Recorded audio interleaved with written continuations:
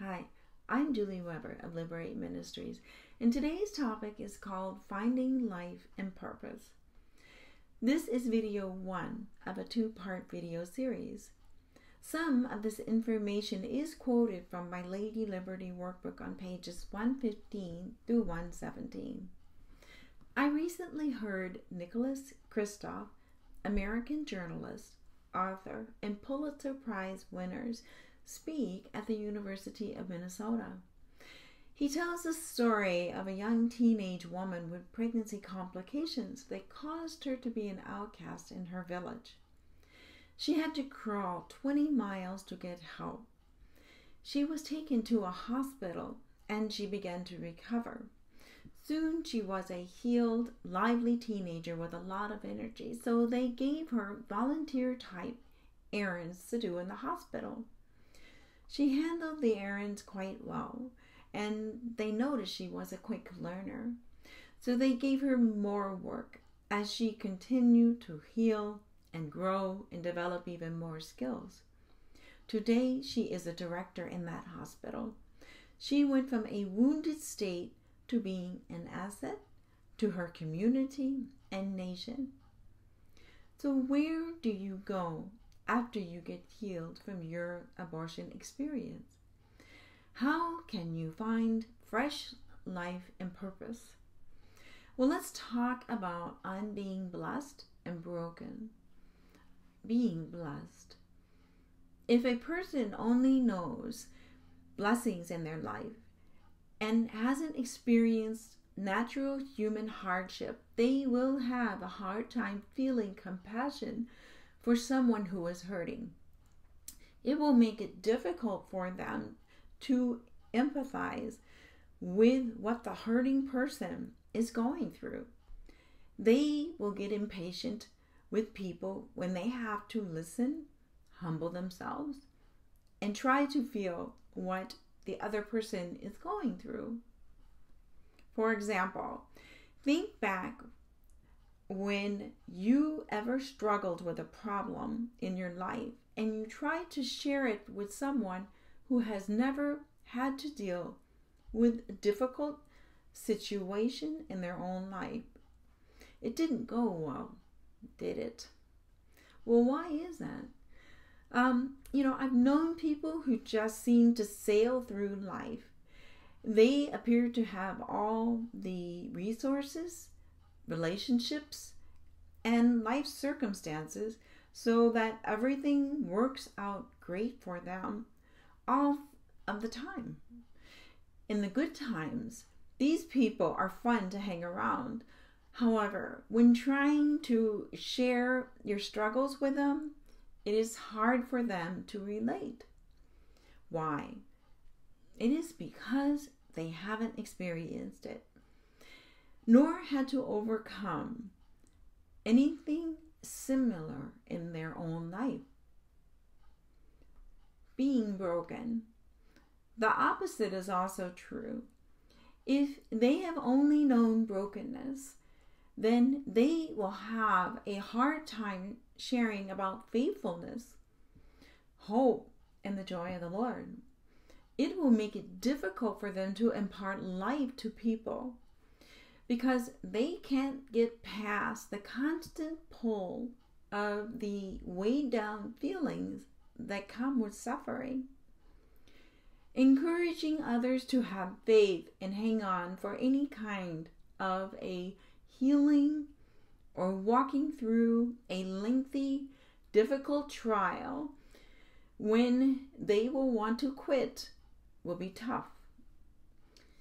For example, it is hard to share your problem with a person who has only known brokenness, struggle, and hasn't overcome anything in their life. They will not be able to relate to your desire to resolve the problem and move on in life. They can only share out of their struggle and will not be able to speak of the faithfulness, hope, and joy of the Lord. You may share a common problem with the person, but you both are no closer to a solution. often these people aren't so fun to be around because of the constant troubled feelings that come with suffering. For these deeply broken people, it is difficult for them to encourage others to press through for a solution to their problem until they experience a similar breakthrough of the Lord's power. Similar struggle. Now, think back to a time when you have shared a problem with someone who has gone through a similar struggle successfully. The conversation went better, right? Maybe both of you had to deal with a relationship breakup or a common health issue. In these situations, there is an immediate connection and a sense that, hey, this person understands because they have been there too. So how does this relate to me?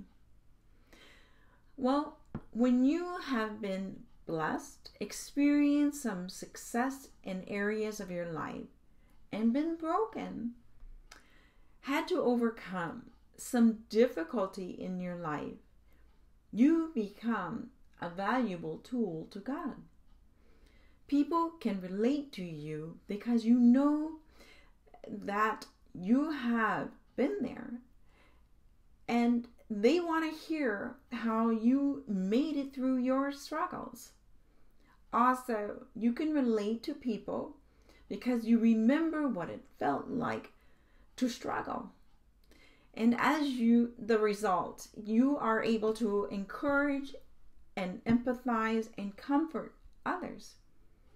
So you will be more patient and able to listen and equipped to empathize with them.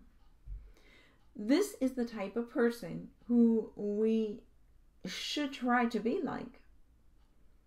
You may be saying that because of the past, you do not have much to offer to society and the people around you.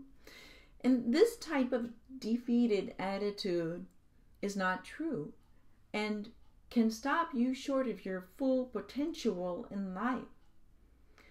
God uses our past and our struggles to shape us into people who can help others.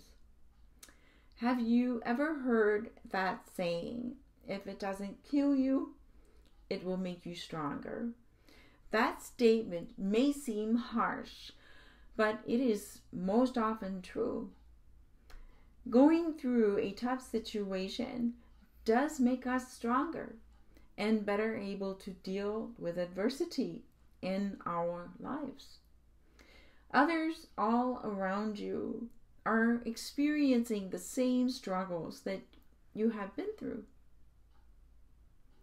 So when you have known both blessings and brokenness in life, then you will be content with helping all kinds of people because you have experienced both the high times and the low times with Jesus. This is especially true in the area of abortion. Millions of people are going through life wounded, looking for help. They can't find someone to relate to because of the secrecy and the shortage of people who have received healing for the trauma of abortion. That is why you may find that the Lord wants you to be healed of the after effects of the abortion, both for your sake and for others you will come in contact with in the future. You never know when you will be needed to share your healing experience with them. Dare to dream again. Have you stopped dreaming? Have you cut back on your dreams? Settled for less? Sometimes when we have been hurt or wounded, like in the case of an abortion, we want to play it safe in life. No way do I want to be hurt again. Last time I did that, I got burned. I'll settle for what I know I can do easily, but not stretch to do things that are hard. So part of the reason we are spending time on the topic of the purpose is to encourage you to go for it again in life. Luke 9:26 in the Bible reads, he said, "That's what I mean. Risk your life and get more than you ever dreamed of. Play it safe and end up holding the bag." The Bible principle here is to not let our abortions hold us back from our purpose in life. The negative effects of our abortion might have held us back at one time, but not anymore. It's time to dream again. Driven by fear. Well, author Rick Warren says that fear can keep us from our purpose. Many people are driven by fear. These fears may be a result of a traumatic experience, an unrealistic expectation, growing up in a high control home, or even genetic predisposition. Regardless of the cause, fear-driven people often miss great opportunities because they're afraid to venture out. Instead, they play it safe, avoiding risk and trying to maintain the status quo. Fear is a self-imposed prison that will keep you from becoming what God intends you to be. The only way to defeat fear is to move against it in the spiritual weapons of faith and love. The Bible says in 1 John 4:18, well-formed love banishes fear. Since fear is crippling, a fearful life, fear of death, fear of judgment, is one that is not yet fully formed in love.